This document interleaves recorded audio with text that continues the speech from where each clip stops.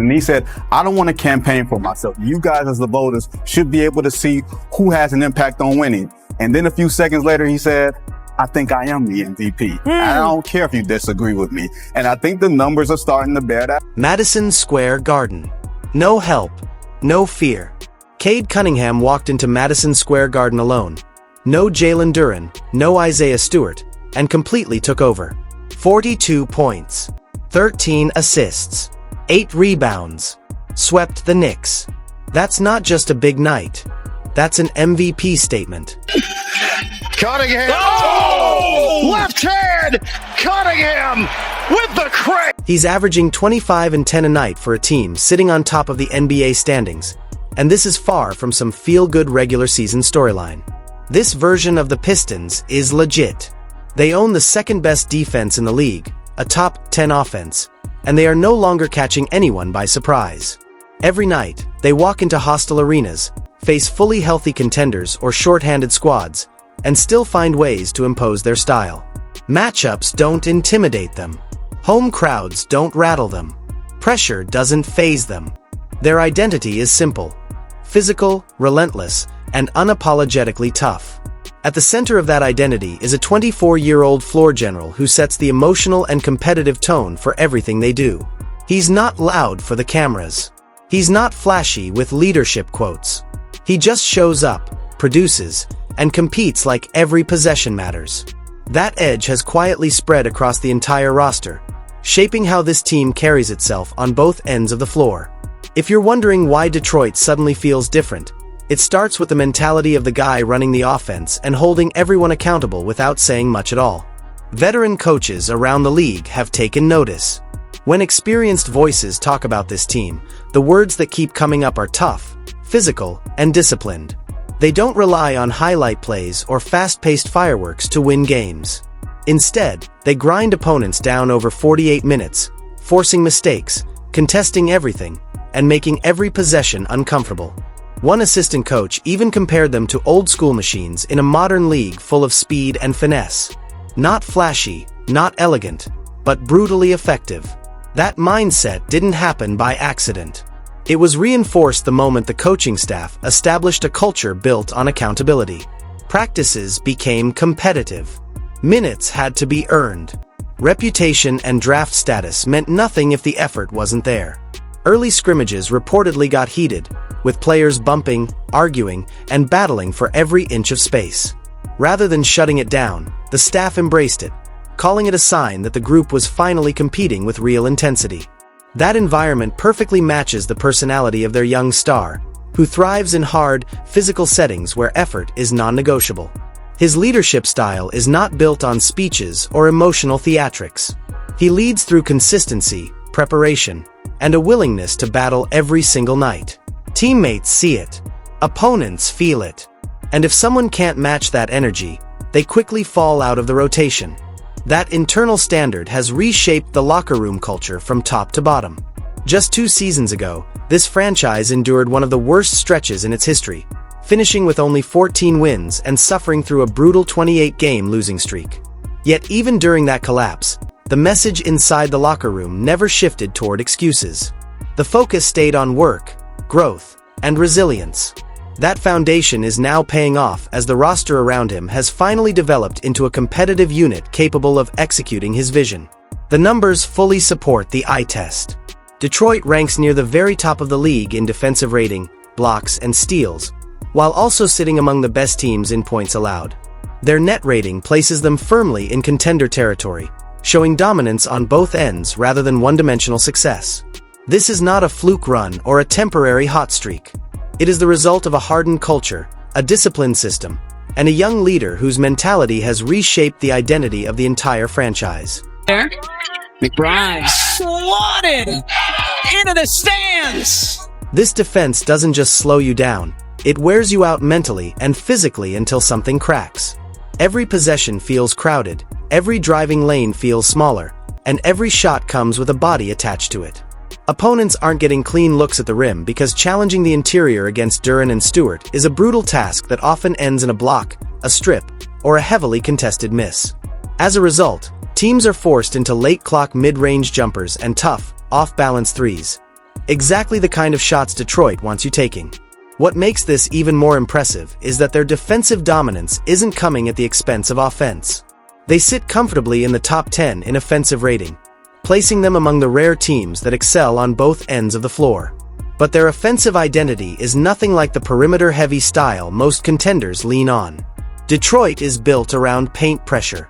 They lead the league in points in the paint per 100 possessions, relentlessly attacking the rim, collapsing defenses, and forcing rotations that eventually break down. On top of that, they rank near the top in fast break points and points off turnovers, turning defense into instant offense with ruthless efficiency. They force mistakes, then punish those mistakes immediately. A bad pass becomes a run-out dunk. A loose handle becomes a transition three. A missed rotation becomes an easy layup. It's not flashy, it's not aesthetically smooth, and it rarely makes highlight reels, but it is brutally effective. More importantly, it works against every style of opponent. Fast teams, slow teams, elite offenses, physical defenses, it doesn't matter. Detroit drags everyone into the same kind of game and then beats them at it. Of course, the skeptics always raise the same question. Regular season success is one thing, but can they actually beat elite competition when it matters? That's a fair concern on the surface, but the results against top teams tell a different story. Against the top-tier teams in the Eastern Conference, they've already proven they can win high-level matchups. They're not ducking contenders. They're beating them, often in convincing fashion, and doing it with the same physical identity that defines their entire season.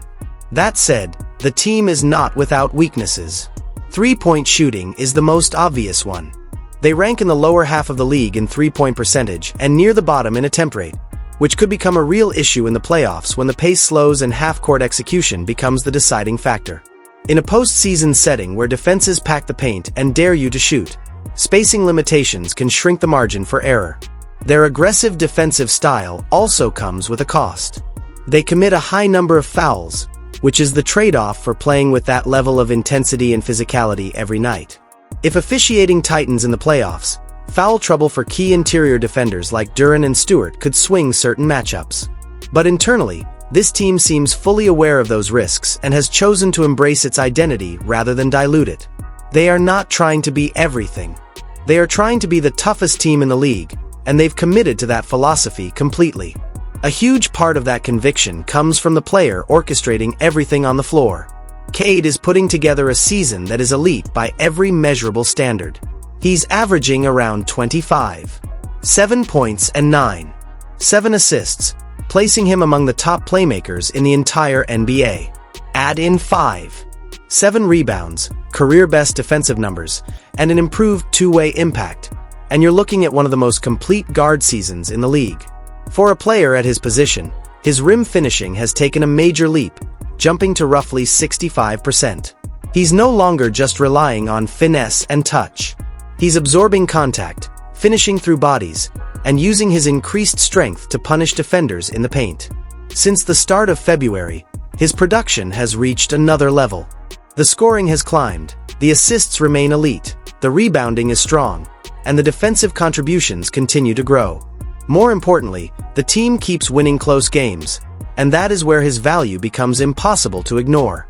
Detroit's clutch record is among the best in the conference, and in those late-game moments, the ball is almost always in Cade's hands.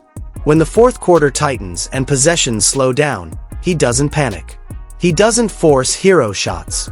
He reads the floor, manipulates the defense, and makes the right play, whether that's a controlled drive, a kick-out pass, or a timely mid-range jumper.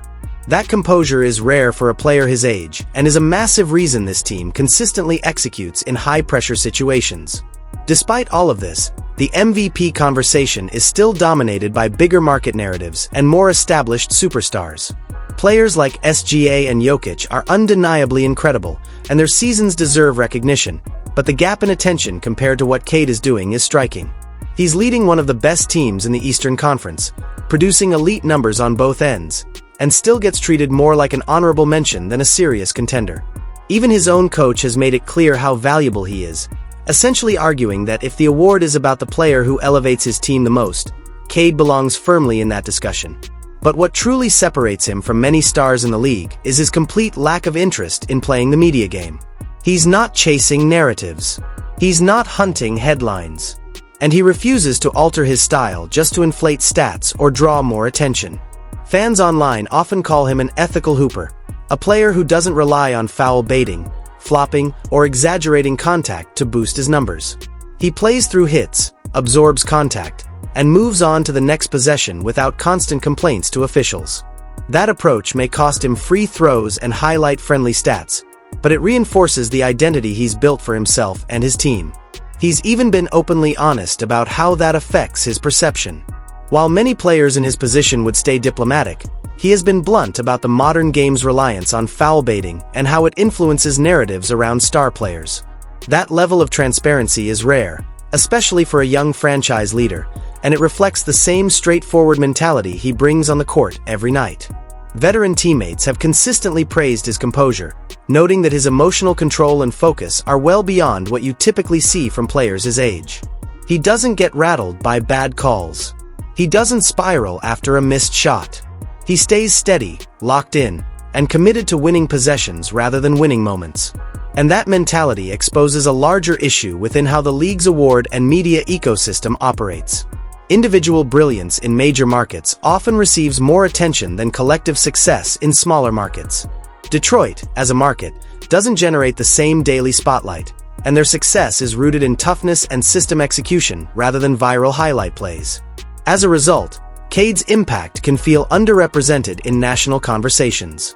The irony is that he could likely average even bigger numbers if he prioritized stat chasing over winning. More isolation possessions, more foul hunting, more shot volume. But that's not how he plays. He's wired to make the correct basketball decision, even if it doesn't maximize his personal box score. He would rather let the results speak than campaign for recognition. That mindset has a ripple effect throughout the locker room. When your best player prioritizes winning over accolades, everyone else falls in line. Role players defend harder. Bench players stay ready. Veterans buy into the system. The culture becomes less about individual moments and more about collective dominance. Cade himself seems fully aware of where he stands in the league hierarchy, but he doesn't seek validation from debates or rankings. When asked about the MVP race, his response has essentially been rooted in confidence rather than campaigning. He believes in his value, whether the narrative catches up or not, and that internal confidence is a dangerous trait for a rising contender. For any team potentially facing Detroit in a 7-game playoff series, that mindset alone should be concerning.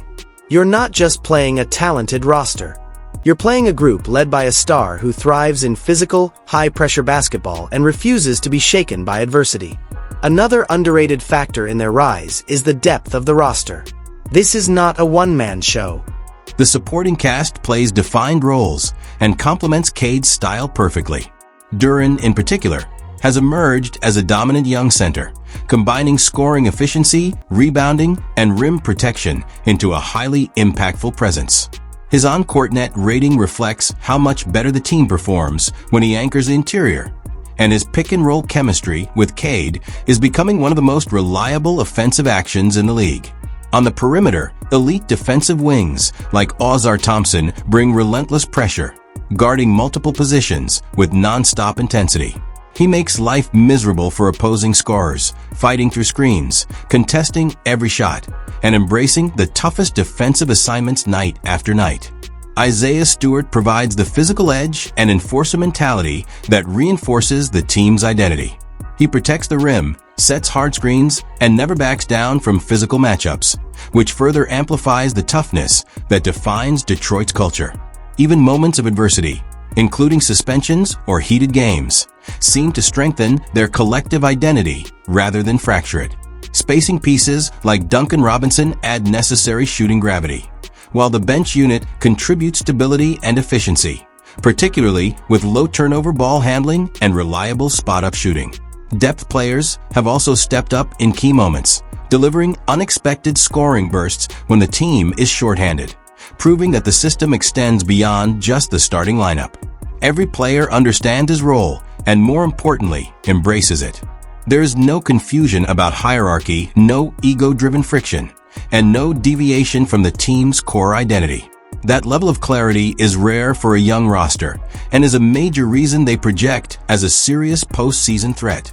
The upcoming playoff picture only adds more intrigue, especially with potential rematches against teams that eliminated them in previous seasons.